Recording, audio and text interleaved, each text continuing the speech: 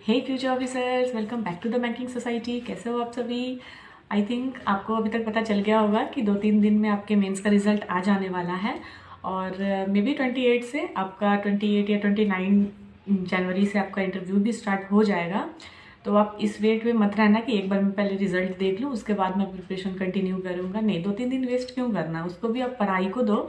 और अगर आपको लग रहा है कि ठीक है, इंटरव्यू को लेके उतना आप कॉन्फिडेंट नहीं हो कि मे बी मुझे मिलेगा या नहीं मिलेगा मौका, तो फिर भी आपको क्लर्क मेंस देना है तो उसके रिगार्डिंग आप कुछ पढ़ सकते हो, लेकिन पढ़ाई डिसकंटिन्यू मत करना। एंग्जाइटी होती है, मुझे पता है, अच्छे से पता है। बस मैं यही बोलना चाहती हूँ, अपनी प्रिपरेशन कंटिन्यू रखना, किसी भी हाल में छोड़ना नहीं है प्रिपरेशन।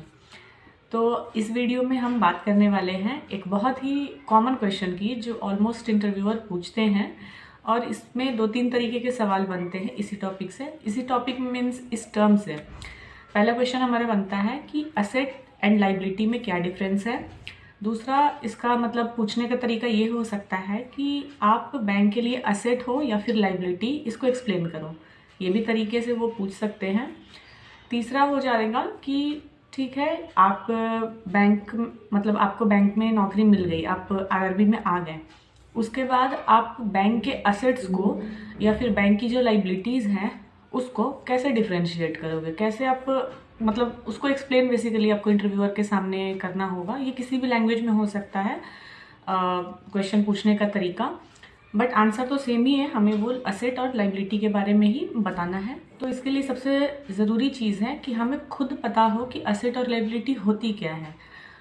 बहुत सारे फैकल्टीज़ हैं या टीचर हैं या जो भी सोर्सेज हैं वो इंग्लिश में इसको एक्सप्लेन करते हैं। मैं थोड़ा हिंदी में या लोकल मतलब जिससे आप समझ सको, मैं पहले उसको एक्सप्लेन करूँगी, मतलब आपको समझाऊंगी कि होता क्या है, इन दोनों चीज़ों में डिफरेंस क्या है, ताकि आप उसको समझोगे तो खुद से आप आंसर कर पाओगे अच्छे से। या फिर ये भी एक रहता है कि अगर कोई चीज़ हम रट के जाते हैं तो मे बी वहाँ पे कंफ्यूज हो सकते हैं, तो वो दिक्कत ना आए उसके लिए भी मैं आपको याद रखने के लिए एक छोटा सा ट्रिक बताऊंगी। थोड़ा फनी होगा, उसके लिए आप मेरे को जज मत करना कि ये क्या बोल रही है। तो चलिए वीडियो को स्टार्ट करते हैं। तो देखो, असेट का मतलब होता है ऐसी चीज़ जिससे आपको फ़ायदा हो। सिंपल, एकदम सिंपल लैंग्वेज में मैं समझा रही हूँ। असेट का मतलब जिससे आपको फ़ायदा हो, वो चीज़ आपकी है और फ्यूचर टर्म्स में वो एक प्रॉफिटेबल चीज़ है, जिससे इसको और इजी अगर मैं कर दूँ तो जिससे आपको पैसा मिले, आप मतलब अपने पास उसको रख सको, उससे कुछ भी प्रॉफिट मिले, बस बिल्कुल यही सिंपल वर्ड में ध्यान रखना है। अगर एग्जांपल के थ्रू मैं समझाऊँ, आपका जो भी आपके पास कैश है वो आपका है, उस कैश को कहीं भी इन्वेस्ट करो, जो करना है वो आपकी मर्जी है, उससे आप कमा सकते हो, उससे आपको प्रॉफिट है। दूसरा है आपका घर, आप वहाँ रह रहे हो, आपको प्रॉफिट है, आप वहाँ पे रह रहे हो, वो आपकी चीज़ है, वो किसी और की चीज़ नहीं है, ठीक है। उससे प्रॉफिट कमाना है, कमाओ, नहीं आपके लिए है वो चीज़ यूजफुल, वैल्यूएबल, सिंपली यही ध्यान रखना है। और सबसे अगर हम जनरल वे में बात करें तो आपका नॉलेज, आपका टाइम, आपका हेल्थ, ये सब आपके असेट्स हैं। आई थिंक थोड़ा सा समझ में आ रहा होगा असेट का मतलब। अब देखो होता क्या है कि इंटरव्यू जब हमारा हो रहा होता है तो असेट भी पता है हमें, लाइबिलिटी भी पता है, लेकिन कंफ्यूज हो जाते हैं असेट वाला में कौन सा था और लाइबिलिटी वाले में कौन सा था, ठीक है।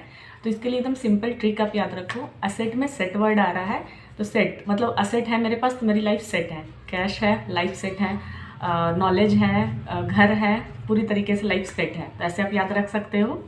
अब अगर हम दूसरी तरफ बात करें लाइबिलिटी की, तो लाइबिलिटी का मतलब होता है वो हमारे पास तो है लेकिन वो हमारी चीज़ नहीं है, मतलब किसी से हमने ले रखी है जस्ट फॉर यूज़। और इसको हिंदी में अगर मैं बोलूँ तो उत्तरदायित्व, मतलब आपके पास वो चीज़ रखी हुई है और आप उसको यूज़ कर रहे हो अपने जब भी, लेकिन सामने वाला अगर वो चीज़ मांग ले रहा है तो वो आपको लौटाना है। आई होप समझ रहे होगे। असेट का मतलब वो पूरी की पूरी आपकी चीज़ है, एकदम लाइफ सेट है, मेरी है, मैं जो मर्जी वो करूँ। लाइबिलिटी का मतलब किसी और की चीज़ मेरे पास उधार रखी हुई है, जब तक मैं रखना चाह रही हूँ या मैं यूज़ कर रही हूँ कर सकती हूँ, लेकिन अगर सामने वाला बंदा मेरे से वो चीज़ ले ले रहा है तो मुझे देना पड़ेगा वो। और इसको बहुत ही टेक्निकल टर्म में मैं नहीं लेके जा रही हूँ, बहुत इजी वे में समझा रही हूँ। इसका मतलब ये नहीं कि आपको वहाँ आंसर भी ऐसे ही करना है, मैं आपको पहले इसको एक्सप्लेन कर दे ताकि आपके दिमाग में ये चीज़ बैठ जाए। असेट का मतलब लाइफ सेट, यानी कि मेरे कैश, घर, नॉलेज, टाइम, हेल्थ जो भी है ये मेरा है, इससे मैं प्रॉफिट जनरेट कर सकती हूँ। और लाइबिलिटी का मतलब है उत्तरदायित्व, जैसा कि मैंने पहले बताया। आई होप थोड़ा सा आपको कॉन्सेप्ट क्लियर हो गया होगा। अब हम बात करते हैं कि अगर इंटरव्यू में हमसे पूछा जाए तो इसको हम कैसे एक्सप्लेन करेंगे। जैसे असेट का मतलब मैंने बताया क्या क्या चीज़ है एग्जाम्पल के साथ। लाइबिलिटी का एग्जाम्पल हो सकता है आपने कोई लोन लिया है, ठीक है, बैंक से कोई लोन आपने लिया है, कुछ भी, student loan, home loan, car loan, जितने भी तरीके के लोन होते हैं सब लाइबिलिटीज़ ही हैं। अब देखो आप लोन लिए बैंक से, उसका यूज़ किया, आपने कार परचेज़ किया या आपने घर बना लिया।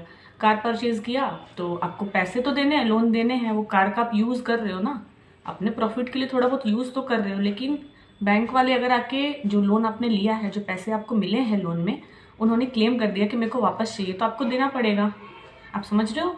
मतलब एसेट में आपको किसी को कुछ लौटाना नहीं है, जो है आपका है, आपके पैकेट में उसका पैसा रहेगा।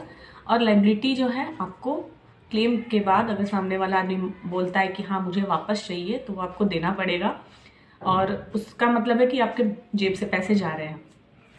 आई होप समझ गए होंगे आप।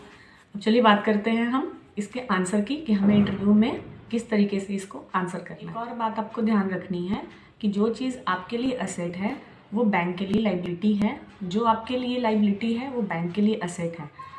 ये थोड़ा सा रिवर्स हो जाता है। जैसे कि मैं एग्जांपल के थ्रू समझाऊं, आपने कार लोन, मैंने जो एग्जांपल दिया था आपके लाइबिलिटी के लिए कि मेरे लिए लाइबिलिटी, जैसे मैंने कार लोन लिया है बैंक से, वो मेरे लिए लाइबिलिटी है। क्यों? क्योंकि अगर बैंक ने क्लेम किया, मेरे को लौटाना है या उस पर इंटरेस्ट मेरे को पे करना है, तो वो तो एक तरीके से उत्तरदायित्व वाली चीज़ हुई। लेकिन आप बैंक के पर्सपेक्टिव से देखो तो बैंक के लिए वो असेट हुआ। क्यों? क्योंकि वो उस लोन से इंटरेस्ट वो कमा रहा है, उसको फ़ायदा हो रहा है। तो जो लोन वगैरह जो भी चीज़ें हैं वो बैंक के लिए असेट हो जाते हैं, और जो हमारे लिए असेट है वो उनके लिए लाइबिलिटी है। हमारा कैश हमारे लिए असेट था, हमारी लाइफ सेट थी, क्योंकि हमारे पास पैसे हैं, हमने बैंक में उसको रखा, सेविंग अकाउंट में या करेंट अकाउंट में, जैसे भी है। तो बैंक को तो उसको इंटरेस्ट पे करना पड़ रहा है, यानी उसकी उत्तरदायित्व, मतलब बैंक की उत्तरदायित्व हो गई कि वो अपने ग्राहकों को उस पर, मतलब वो जब ग्राहक उनके क्लेम कर रहे हैं, या तो उनको पैसा लौटा दे। जैसे सेविंग अकाउंट में मैंने पैसा रखा है, मैंने विड्रॉल फॉर्म भरा कि मेरे को मेरा पैसा वापस चाहिए, 20,000 30,000 जो भी है, तो बैंक को तो देना है क्योंकि मैंने क्लेम कर दिया। तो वो उसके लिए तो लाइबिलिटी हो गई ना, उत्तरदायित्व हो गया। समझ रहे हो आप? मैं बहुत अच्छे, बहुत सिंपल वर्ड्स में समझा रही हूँ।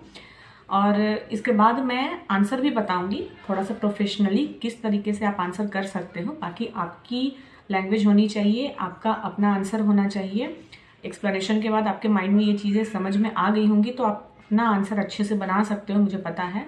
तो चलिए बिना देर किए हम आंसर पे आते हैं कि कैसे इसको हमें आंसर करना है। तो अगर मुझसे ये क्वेश्चन किया जाएगा तो मैं उसका किस तरीके से आंसर करूँगी। सर, असेट एक ऐसी चीज़ है जो फ्यूचर में हमें बेनिफिट दे सकती है, उससे हम फ़ायदा कमा सकते हैं। जैसे कि हमारा नॉलेज, हमारे पास जो कैश रखा हुआ है, हमारा घर, इस तरीके से। और लाइबिलिटी ऐसी चीज़ है जो कि किसी को देनी पड़ सकती है वापस। जैसे कि हम किसी से कर्ज कुछ लिए, या फिर कोई लोन है किसी तरीके का जो हमें चुकाना है, तो आफ्टर क्लेम अगर वो सामने वाला पर्सन क्लेम करता है कुछ, तो हमको वो वापस करना है। वो हमारा उस पर पूरा अधिकार नहीं होता है। तो इस तरीके से हम अपने लैंग्वेज में दे सकते हैं आंसर, या थोड़ा प्रोफेशनल तरीके से आंसर करना हो तो कुछ टर्म्स उसमें यूज़ कर सकते हैं। बट बी रेडी, अगर कोई भी उस तरीके के टर्म आप यूज़ करते हो तो उसको भी पढ़ना होगा। जैसे कि मैंने एक डेफिनेशन में मेंशन किया था, time demand and net demand and time liability, ऐसे करके था। CRR SLR वगैरह में ये टर्म आपको मिलेगा।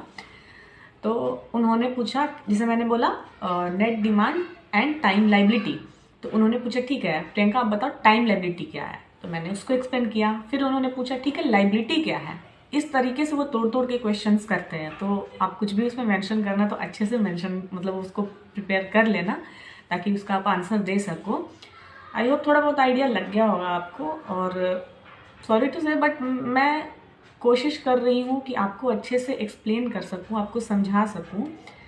मेरा ऐसा कुछ पर्पस नहीं है कि मैं आपको मिसगाइड करूँ कि हाँ जो मैं आंसर बता रही हूँ सिर्फ वही देना है, नहीं तो दूसरा आप दोगे तो गलत हो जाएगा। ऐसा कुछ नहीं है।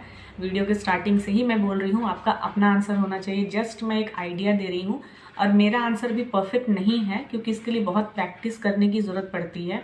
और आपको पता है कि 1 साल हो चुके हैं मुझे इंटरव्यू दिए हुए, तो उतना अच्छे से मैं शायद ना बता पाई हूँ। ड्यूटी से आने के बाद जस्ट मैं वीडियो शूट करती हूँ क्योंकि मेरे को टाइम नहीं होता है दिन भर, तो आप थोड़ा सा उसको मैनेज कर लेना। और बाकी मिलते हैं नेक्स्ट वीडियो में। And all the best everyone. I hope and I wish यार कि सबका क्लियर हो जाए, आप लोग इंटरव्यू देने ज़रूर जाओ, ऑफिसर बनो यार जल्दी से। तब तक मिलते हैं नेक्स्ट वीडियो में। Bye bye guys.